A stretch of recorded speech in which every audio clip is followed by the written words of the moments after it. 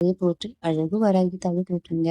இன்னைக்கு என்ன விசேஷம்னு பார்த்தீங்கன்னா, நான் எப்பவுமே இரவு பூஜை பண்றதுதாங்க அம்மனை. ஏன்னா 9 மணிக்கு மேல தான் நான் அம்மனை வழிபாடு செய்வேன்.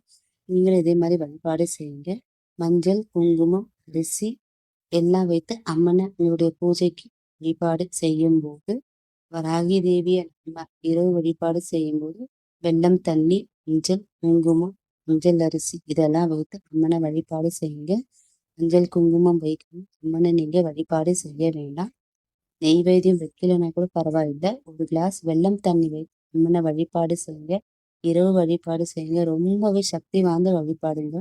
இப்ப என்ன விசேஷன்றத பத்தி நீங்க பார்த்தீங்கன்னா, வருகிற வளர்பிறை பஞ்சமி எந்த நாள்ல தொடங்கி எந்த நாளுக்கு முடியுதுன்றத பத்தி நம்ம சொல்ல போறோங்க. பஞ்சமி திதின்னு பார்த்தீங்கன்னா 26 செப்டம்பர்ல வெள்ளிக்கிழமை காலைல 9:33 மணிக்கு தொடங்கி 27 சனிக்கிழமை மத்தியானம் 11:04 மணிக்கு முடியுதுங்க.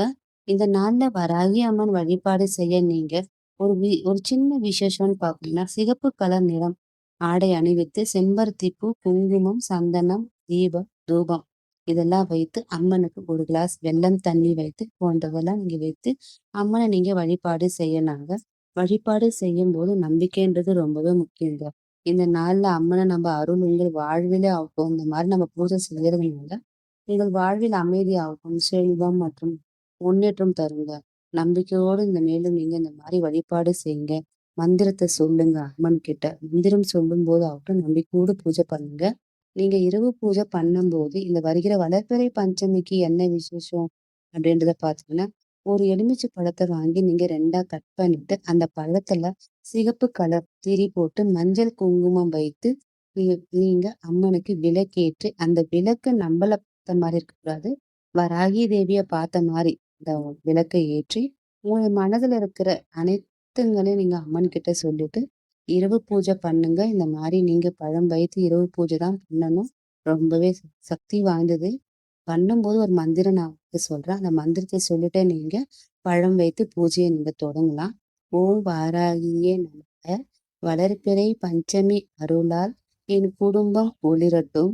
செல்வம், சாந்தி, மகிழ்ச்சி நிரம்பட்டும். தாயே உன் அருளால் என் வாழ்வில் என்றும் வாழட்டும் அப்படின்னு சொல்லி நீங்க இந்த மந்திரத்தை சொல்லிடுங்க. சொல்லும்போது குறிப்பா சொல்றேன் நான் எப்பவுமே மனதோடு நம்பிக்கையோடு சொல்லணும். நம்ம மந்திரம் சொல்லும்போது நல்லா நம்பிக்கைன்ற ஒரு மூச்சை நம்ம ஒருங்கிணைத்து மெதுவா சொல்லணுங்க. தீபம் ஏற்றி அம்மன் முகத்தை கற்பனை செஞ்ச மாதிரி சொல்லிட்டு நீங்க பண்ணீங்கன்னா சக்தி ரொம்பவே ரொம்பவே ரொம்பவே பெரிய சக்தி தாங்க.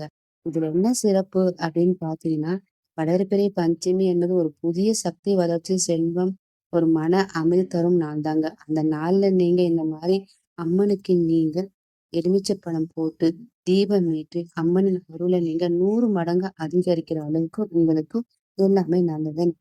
குடும்பத்துல அனைத்துமே ஆகட்டுங்க, துன்பங்கள் எல்லாம் அகற்றும். மகிழ்ச்சி, செல்வம், சந்தோஷம் எல்லாமே கைகூடி வரும்.